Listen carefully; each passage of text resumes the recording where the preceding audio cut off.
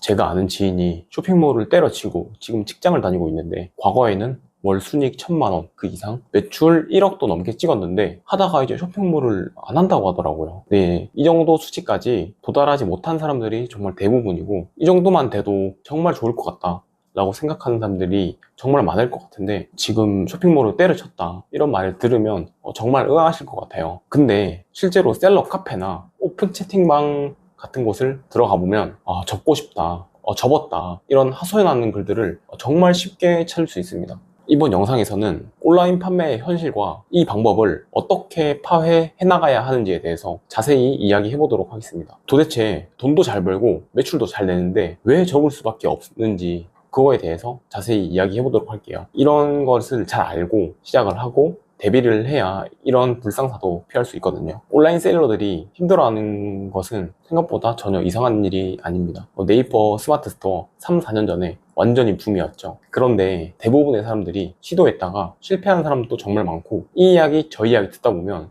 좋은 말보다는 안 좋은 말이 더 많이 들었을 수도 있을 것 같다는 생각이 들더라고요. 온라인 셀링은 결국에는 누군가랑 계속해서 경쟁을 해야 됩니다. 쉽게 생각해서 지하철역 근처에만 가보더라도 저가 커피가 지금 누가 더 싸게 파나 경쟁하고 있죠. 500원, 더 저렴하게는 1,000원까지도 경쟁을 하고 있습니다. 그러면 과연 이 사장님들은 떼돈을 벌고 있을까요? 저가 커피는 박리담회로 사장님의 한 명 월급 정도는 벌어갈 수 있는 수준일 거예요. 근데 온라인 판매도 별반 다르지 않습니다. 온라인 판매는 진입 장벽이 훨씬 더 낮고 초기 비용도 들지 않으니까 누구나 미친 듯이 뛰어듭니다. 그러니 남은 안 팔고 있는데 나만 팔고 있는 그런 황금 유토피아 같은 세상은 거의 존재하지 않는다고 봐도 무방합니다. 그렇기 때문에 자신의 상품을 조금이라도 더 알리기 위해서 플랫폼 광고비, 블로그 체험단, 리뷰 체험단, 이런 온갖 방법들을 다 쓰게 되죠. 심지어는 적자를 보고 판매하는 사람들도 생각보다 정말 많습니다. 과연 적자를 보고 판매하는 사람들을 우리가 가격이나 간절함 이런 걸 이길 수 있을까요? 한번 질문을 해보면 좋을 것 같아요. 대부분의 사람들이 이 시장에 어떻게 진입을 했을까요?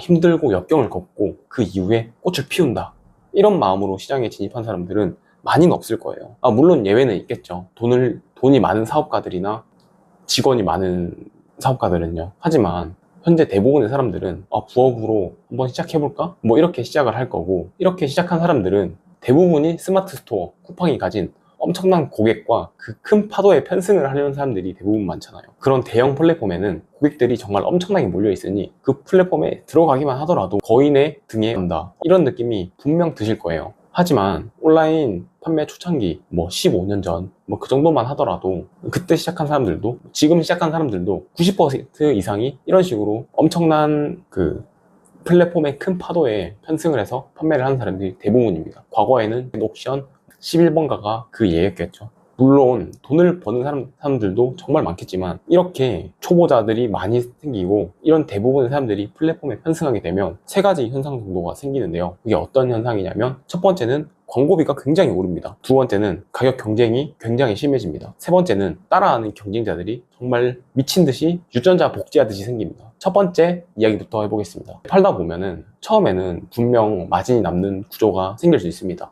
광고비를 10,000원 쓰면 한 10,000원에서 15,000원 정도? 그 정도의 마진이 남는 구조가 됩니다. 괜찮죠? 이러면 뭔가 할만하다는 생각이 들잖아요. 하지만 이게 절대 영원하지 못합니다. 아무리 길어도 1년 정도라고 저는 생각을 하고요. 저도 초창기에 상품을 올려서 판매를 할 때마다 대부분의 상품들이 효율이 700%, 1000%씩 효율이 나왔어요. 근데 지금은 얼마나 나올까요? 300%, 400%도 안 나옵니다. 근데 더 놀라운 건, 이렇게 효율이 700%, 1000% 나왔던 시절은 불과 2년 전이라는 거예요. 광고를 하려는 사람들이 점점 많아지면 입찰가도 점점 올라가고, 그 입찰가 경쟁을 하다 보면 광고비는 올라가게 되고, 그렇게 되면 광고 효율은 자연스럽게 떨어지게 됩니다. 그렇게 되면 10,000원, 15,000원 남던 게 10,000원, 5,000원, 빵원, 그 뒤로는 적자가 생길 수도 있습니다. 하지만 여기서 멈추기가 굉장히 쉽지가 않아요. 왜냐하면 이미 과거에도 이득을 받고 얼마 전까지만 하더라도 이익이 났던 제품 계속해서 효율이 낮아지면, 지금 날씨가 안 좋아서 그렇겠지, 잠깐 매출이 줄어든 거겠지, 이런 식으로 합리화를 하게 되기 때문에 적자를 보더라도 쉽게 떨쳐내지 못하는 그런 상황이 생기게 됩니다. 두 번째는 가격 경쟁이 굉장히 심해지는데요. 온라인은요, 대부분의 데이터들이 공개되어 있어서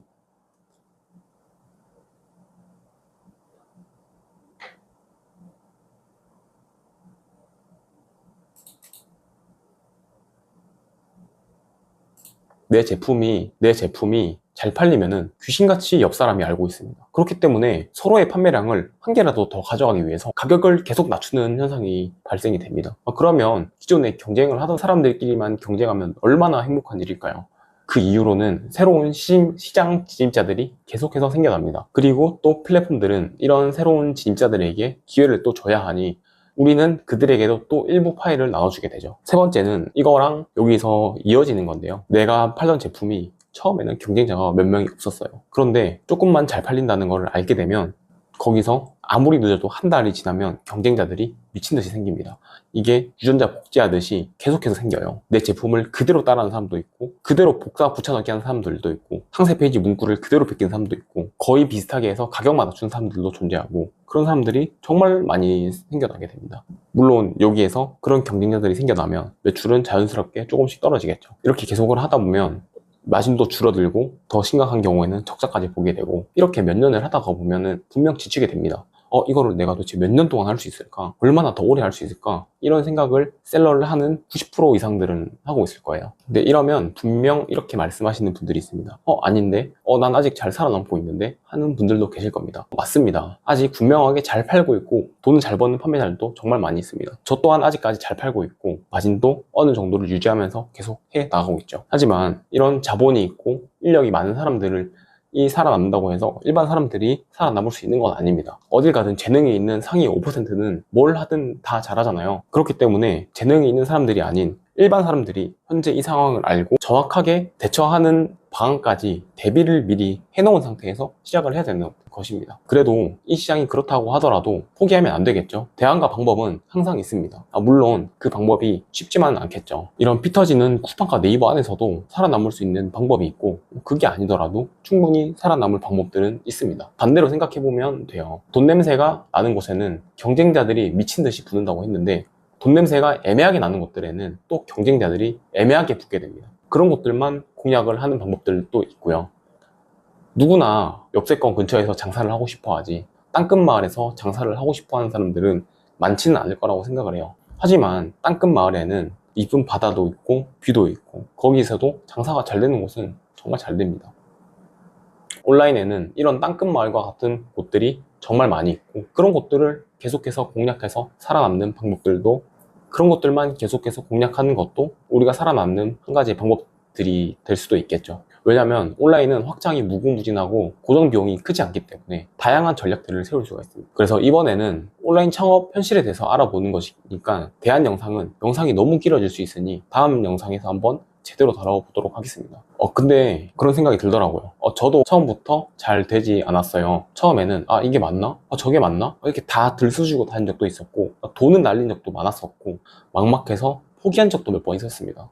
멘토도 없고 아무도 같이 할 사람이 없었으니까 그냥 좀 심적으로 많이 힘들어서 포기하게 되더라고요. 하지만 저는 우연치 않게 멘토를 만나게 됐었고, 그 같은 방향으로 가고 있다는 거는 심리적으로 정말 큰 든든한 존재가 되더라고요. 그래서 주변 사람들이 저한테 이렇게 묻더라고요. 나도 같이 하고 싶고 해보고 싶다, 이렇게 도움을 청하는데, 솔직히 처음에는 제가 할 일도 바빠가지고 그렇게 크게 신경을 못 썼는데, 신경을 쓰다 보니 저의 초창기 시절도 계속 생각이 나고, 누군가를 이렇게 도와주는 것이 생각보다 나에게도 도움이 된다는 느낌이 많이 들었습니다. 그래서 이 유튜브를 하면서 제가 처음에 시작했던 그 마음으로 한번 도와주면서, 그렇게 돕다 보면은 제가 오히려 더 생각 정리가 잘 돼서 더 성장을 하게 되고, 제가 성장을 하면서 다른 분들도 도우면서 그분들의 성장도 돕게 되고, 이렇게 선순환 구조가 만들어질 수 있을 것 같다는 생각이 들었습니다. 그래서 뭔가 이 힘든 길을 가는 작은 멘토가 되어드리고 싶었고요. 그래서 혹시나 궁금한 점이